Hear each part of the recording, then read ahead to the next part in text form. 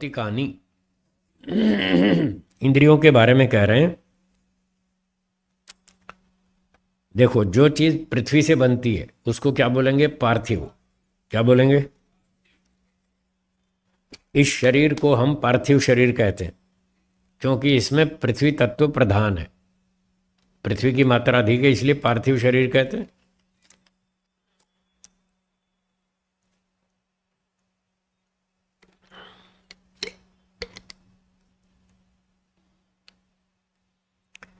तो जो जल से बनता है उसको जलीय कह देते हैं। तो इस प्रकार से जिस वस्तु के बनाने में जो मूल उपादान होता है, मुख्य उपादान होता है, उसके नाम से उसका कथन कर देते हैं। तो जल से बना जलीय, पृथ्वी से बना पार्थिव, और 5 भूतों से बना उसको भौतिक। जो भूतों से बना उसको भौतिक, और जो अहंकार से बना उसको आहंकारिक। हाँ, उस उपादान वाले शब्द को प्रत्यय लगा करके उस तरह से कह देते। अहंकार से बना तो आहंकारिक, भूतों से बना तो भौतिक, पृथ्वी से बना तो पार्थिव, जल से बना तो जलीय, इस तरह से। तो अब ये जो इंद्रियां हैं हमारी, 10 इंद्रियां, 5 ज्ञानेंद्रियां, 5 कर्मेंद्रियां, ये जो 10 इंद्रियां हैं इनके विषय में कह रहे हैं। इंद्रियां जो हैं अहंकारिकत्व श्रुते है, ये इंद्रियां अहंकार से बनी हैं, अहंकारिक हैं, अहंकार से बनी, अहंकारिक। तो वेद आदि शास्त्रों में बताया है कि इंद्रियां जो हैं अहंकार से बनी है, इसलिए अहंकारिकत्व श्रुते है। ऐसा सुनाई देने से शास्त्रों में हमें ऐसा सुनाई दे रहा है, शास्त्रों में ऐसा लिखा है कि इंद्रियां अहंकार से बनी है, इसलिए इंद्रियां अहंकारिक हैं, न भौतिका नहीं। ये भूतों से नहीं बनी है, इसलिए इंद्रियों को भौतिक नहीं कहेंगे। अब भूत का मतलब है पंच महाभूत। भूत का मतलब पंच महाभूत, पृथ्वी, जल, अग्नि, वायु, आकाश, ये पंच महाभूत। तो जो पंच महाभूत से बनेंगे उसको भौतिक कहेंगे, भूतों से बना तो भौतिक। पर ये भूत तो अभी पैदा भी नहीं हुए थे, उससे पहले इंद्रियां बन चुकी थी। जो सांख्य का सूत्र है हमने पढ़ा था ना, ईश्वर ने जिस क्रम से बनाई उसमें पहला क्या था? महत्त्व, दूसरा अहंकार, और तीसरा ये इंद्रियां। तो इंद्रियां तो अहंकार से उत्पन्न हुई, ऐसा बताया। कपिल मुनि जी ने भी यही बताया और पीछे के ऋषियों ने भी यही बताया। और वो उन्होंने कहाँ से बताया? वेद में से। तो वेदों में ऐसे मंत्र हैं जिनमें ये बातें बताई हैं कि अहंकार से इंद्रियां बनी, इसलिए इंद्रियों को अहंकारिक कहेंगे। जी, सब कुछ वेदों में से है। ऋषि लोग अपने मन से कुछ भी नहीं लिखते। क्या बोला? कुछ नहीं लिखते। वो ये कहते हैं हम अल्पज्ञ हैं, हम अपनी कोई बात कहेंगे तो वो गलत हो सकती है, और ईश्वर सर्वज्ञ है, और ईश्वर हमारे साथ है, तो हम उससे पूछ के ठीक ठीक क्यों ना लिखें? ईश्वर से पूछ के समझ के फिर सही सही क्यों ना लिखें? अपने सर पे पाप क्यों लेवें गलत बताने का? इसलिए वो अपनी बात कहते ही नहीं, वो अपनी बात अलमारी में ताले में बंद रखते हैं। और मैं भी उन्हीं का चेला हूँ, ऋषियों का। मैं भी अपनी बात ताले में बंद रखता हूँ। मैं भी अपने नहीं कहता, मैं ऋषियों की बात कहता हूँ। ऋषि लोग ईश्वर की बात कहते हैं, मैं ऋषियों की बात कहता हूँ, तो मेरी बात भी ठीक है। वही ऋषियों वाली बात है, वही वेदों वाली बात है, इसलिए मेरी बात भी ठीक होती है। कोई आप में से लाभ लेना चाहे तो मान लो, नहीं लेना चाहे तो आपकी मर्जी, वो आप जानो। कोई ज़बरदस्ती नहीं है।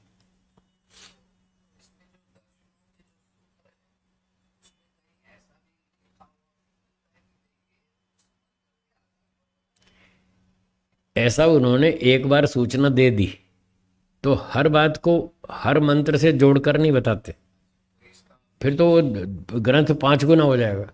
हाँ, इतना बड़ा हो जाएगा, आप पढ़ेंगे नहीं, आप पढ़ नहीं पाएंगे फिर। और हर बात का प्रमाण देना संभव भी नहीं होता।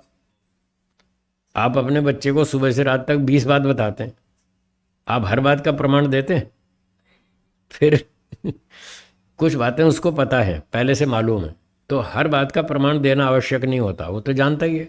अब 5 अट्ठे 40 आप बोलेंगे तो क्या मैंने गणित की किताब के आधार पर बोला है, ऐसा बोलेंगे? उसने भी पढ़ रखी है, आपने भी पढ़ रखी है, वहाँ प्रमाण देना आवश्यक नहीं है। वेद का तो खूब है और साफ लिखा है।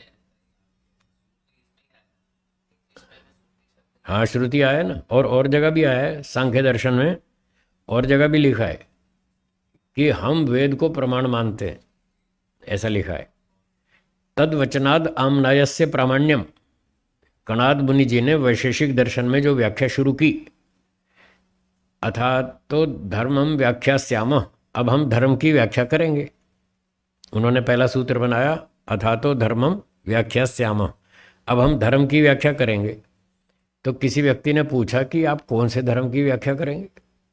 क्या आप अपने घर से अपनी व्याख्या करेंगे धर्म की? क्या आप इतने प्रामाणिक मानते हैं अपने आप को? बोले नहीं नहीं, हम तो मनुष्य हैं, हमारी तो गलती हो सकती है, हम अपनी कुछ नहीं कहेंगे। तो फिर किस आधार पे कहोगे आप धर्म की व्याख्या? बोले आमनायस्य प्रामाण्यम, आमनाय कहते हैं वेद को, सीधा ही सूत्र में शब्द लिखा है, तद वचनाद आमनायस्य प्रामाण्यम, हम जो धर्म की व्याख्या करेंगे उसमें वेद का प्रमाण है, जो भी कहेंगे वेद के आधार पर कहेंगे। तो पूछा ये वेद का प्रमाण क्यों लागू होगा यहाँ? उसका उत्तर दिया क्योंकि वेद धर्म की पुस्तक है, वो धर्मशास्त्र है, तो हम धर्म की व्याख्या करेंगे तो वेद के आधार पर करेंगे, अपने घर से कुछ नहीं कहेंगे। अगर आपको संगीत के राग बताने हो, राग भैरवी हैं, राग बागेश्वरी हैं, राग मालकौंस, और आप बताएं राग मालकौंस में ऐसा होता है, इतने स्वर होते हैं, इतने आरोह में होते हैं, इतने अवरोह में होते हैं, तो कोई पूछेगा कि आप किस आधार पे बोल रहे हैं? तो आप कहेंगे देखो संगीत की पुस्तक का प्रमाण है, उसमें लिखा है, पढ़ लो। संगीत का विषय होगा तो संगीत की पुस्तक का प्रमाण चलेगा या गणित की? संगीत का विषय चल रहा है तो आपको संगीत की पुस्तक का प्रमाण देना पड़ेगा, और गणित का विषय चल रहा हो तो गणित की पुस्तक का प्रमाण होगा, वहाँ संगीत की पुस्तक का प्रमाण नहीं चलेगा गणित के मामले में। और धर्म के मामले में फिर धर्म की पुस्तक का प्रमाण चलेगा। तो महर्षि कणाद जी ने कहा हम धर्म की व्याख्या करेंगे। तो बोले क्या प्रमाण है? उन्होंने कहा धर्मशास्त्र का प्रमाण है, वेद धर्मशास्त्र है, इसलिए हम वेद का प्रमाण से बोलेंगे, अपने कुछ नहीं बोलेंगे। सांख्य दर्शन में भी कहा है स्वतः प्रामाण्यम निज शक्ति अभिव्यक्ते सूत्र सांख्य में। देखो मैं ढूंढ के बताता हूँ आपको कहाँ पर है ये, 5वें अध्याय में होगा शायद। मिल गया, 5वां अध्याय पुस्तक में, पेज नंबर 91, 91वें पृष्ठ पर देखिए, इस पुस्तक में छोटी वाली में 51वां सूत्र है, निज शक्ति अभिव्यक्ते स्वतः प्रामाण्यम, ईश्वर की अपनी शक्ति से प्रकट हुआ है वेद, इसलिए वेद स्वतः प्रमाण है, उसको प्रमाणित करने के लिए दूसरा कोई प्रमाण नहीं चाहिए। ईश्वर सत्यवादी है, सर्वज्ञ है, वो जो बोलता है बिल्कुल ठीक बोलता है, उसके ज्ञान में कोई भ्रांति नहीं, कोई संशय नहीं, सर्वज्ञ है, तो सर्वज्ञ का वचन होने से वेद स्वतः प्रमाण है। वेद को सही सिद्ध करने के लिए और कोई प्रमाण नहीं चाहिए। जैसे इस बल्ब को देखने के लिए कोई दूसरा बल्ब चाहिए? बल्ब अपनी रोशनी से खुद ही दिख रहा है। तो बल्ब ऐसा है जो स्वयं अपने प्रकाश से स्वयं भी दिखता है और दूसरी चीज़ों को भी दिखाता है।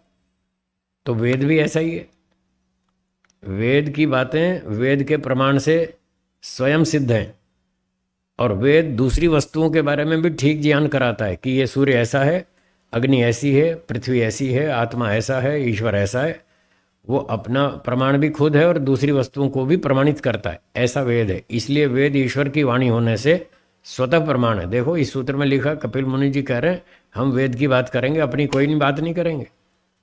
तो ये सारे के सारे ऋषि पहले समाधि में बैठकर ईश्वर से वेदों को पढ़ते हैं। जब समाधि में बैठकर सीधा ईश्वर से वेदों को पढ़ते हैं तो ही उनका नाम ऋषि होता है, उनको डिग्री तब मिलती है। अगर वो समाधि में बैठकर ईश्वर से वेदों को नहीं पढ़ेंगे तो उसका नाम ऋषि नहीं है। तो फिर वो अभी अधूरा है, उसमें कमियां हो सकती हैं। और जब सीधा सीधा ईश्वर से पढ़ लेगा तो फिर ठीक समझ में आ गया, अब कोई कमी नहीं है, अब बिल्कुल करेक्ट बोलेगा, वही बोलेगा जो ईश्वर बोलता है। तो आप यूं समझ लीजिए, ऋषि जो बोलते हैं वो ईश्वर की ही बात बोलते हैं। बात ईश्वर की होती है, सिर्फ मुंह ऋषियों का होता है। हाँ,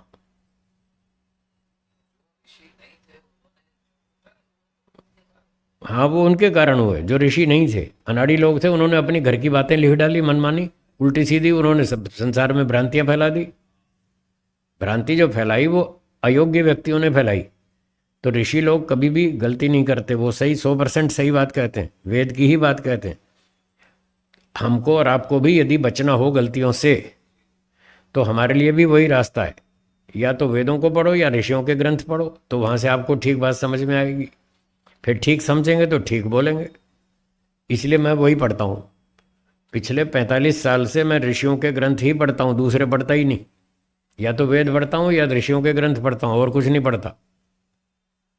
पढ़ता ही नहीं। जब गलत चीज़ अंदर जाएगी नहीं तो बाहर कैसे आएगी? जो अंदर जाएगी वही बाहर आएगी। एक कंप्यूटर का सिद्धांत है, जो अंदर जाएगा वही बाहर आएगा। तो मैं अंदर गलत चीज़ डालता ही नहीं तो बाहर भी गलत नहीं आती। अंदर ठीक ठीक डालता हूँ, इसलिए ठीक ठीक बाहर आती है। और दूसरी किताब पढ़ता ही नहीं। ठीक है, तो अब यहाँ बात चल रही थी। हाँ, वो कहाँ गया हमारा प्रसंग? हाँ, अहंकारिकत्व श्रुतेर न भौतिकानि। तो वेदों में लिखा है कि इंद्रियां अहंकार से बनी। उसी के आधार पर कपिल मुनि जी कह रहे हैं कि शास्त्रों में लिखा है इंद्रियां अहंकार से बनी, इसलिए इनको अहंकारिक कहेंगे, न भौतिकानि। ये भूतों से नहीं बनी, इसलिए इनको भौतिक नहीं कहेंगे। तो यहाँ भौतिक से मतलब है सीमित अर्थ है, भूत का अर्थ है पंच महाभूत।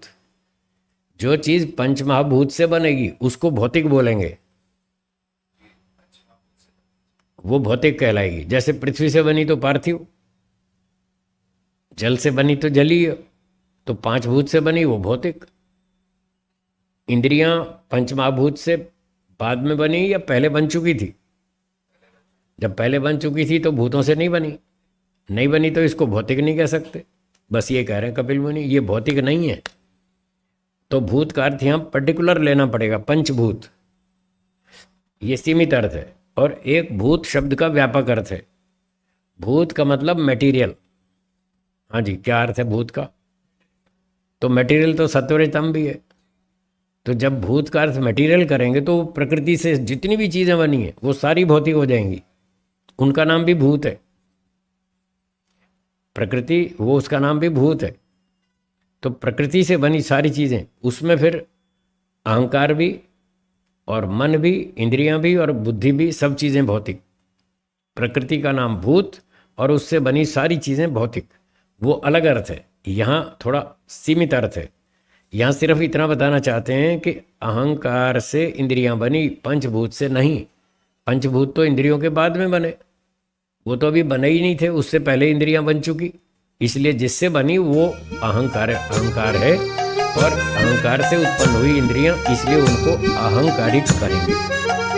5 भूतों से नहीं बनी, उससे पहले बन चुकी थी। बोलिए ठीक है।